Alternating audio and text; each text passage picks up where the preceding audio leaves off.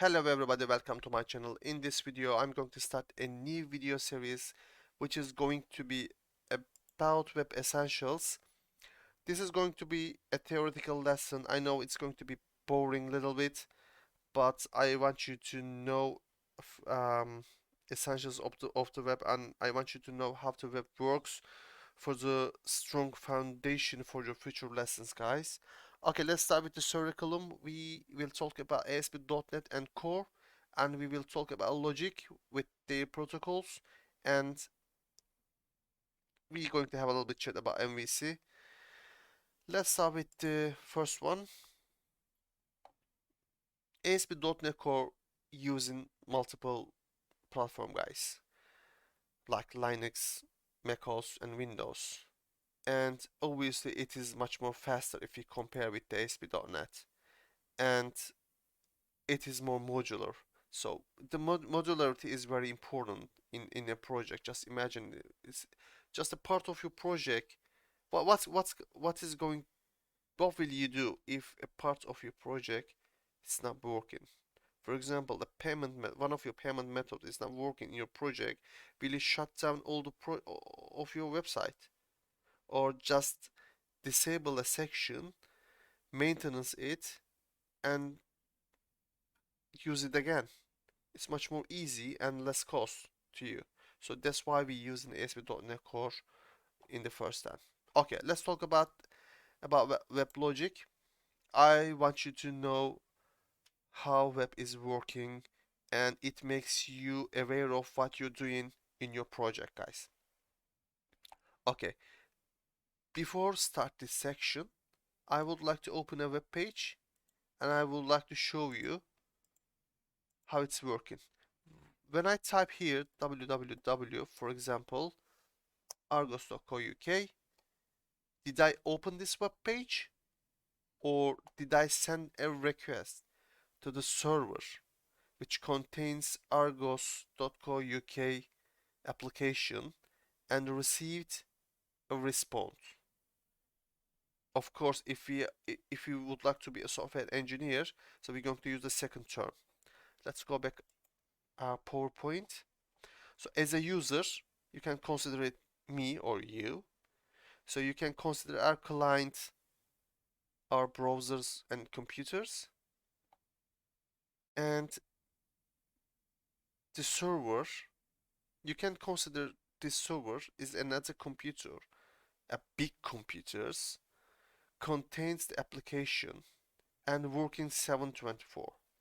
So if a client, I mean if a user would like to open a page, which we're not going to tell like this, if a user would like to send a request to the server, like here, www.argos.co.uk, and our client recognized this domain as an IP address and send a request to the server.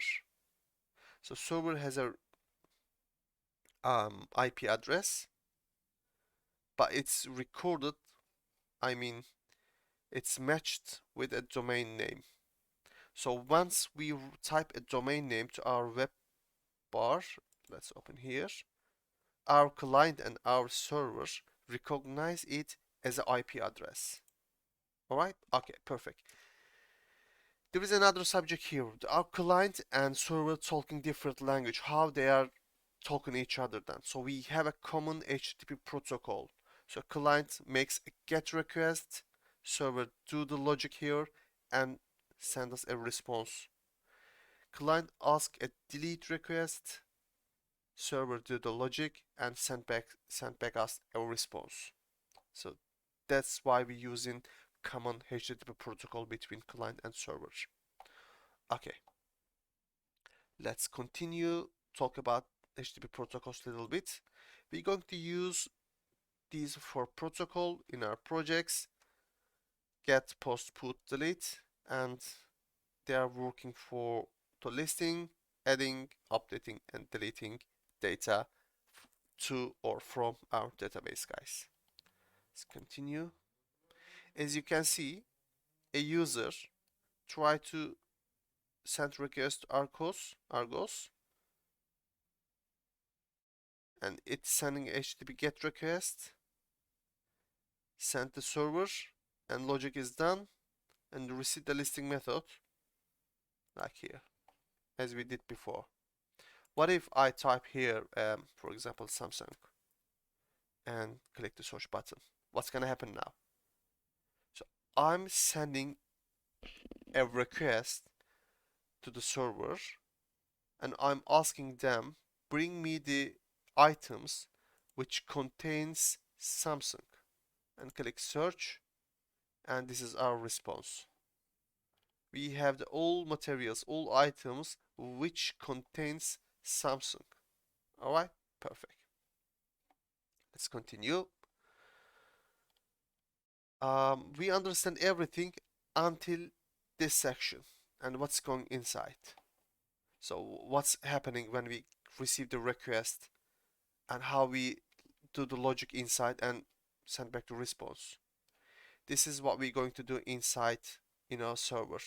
We do the application, backend application. We're going to focus much more this section, guys. All right, let's continue. I created this diagram for you, and there is a lot of diagram on the internet, but I didn't like them all actually, and I created my own diagram to teach you. MVC is a kind of design pattern. We can call this a design pattern, and it makes an abstraction between the generate data and the displayed data.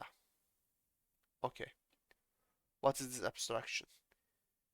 As you can see, controller is a bigger circle than our database circle. So if we would like to change this database, controller doesn't know anything, nothing, how can I say it?